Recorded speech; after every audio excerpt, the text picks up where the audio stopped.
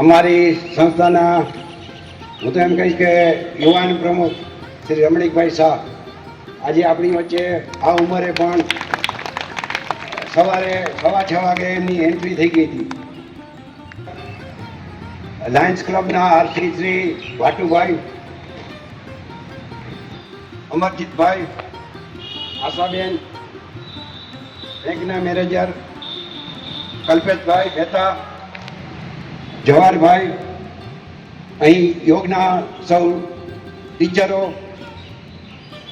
આ યોગના કાર્યક્રમમાં ભાગ લેતા સૌ ભાઈઓ તથા બહેનો, જે રમણીકભાઈએ વાત કરી એમ આવતા વખતે વધારે સંખ્યામાં આવે તો આપણું મેદાન તો ઘણું મોટું છે, તો આપણે અગાઉથી આવતા વર્ષે પણ આવી તૈયારી કરશું અને વધારેમાં વધારે ભાગ લઈએ.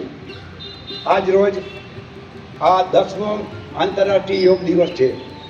10 વર્ષથી આ યોગને એક આંતરરાષ્ટ્રીય સ્વરૂપે એને ડેવલપમેન્ટ થાય અને યોગ કરે એટલે દરેક જગ્યાએ યોગ થતા હોય છે.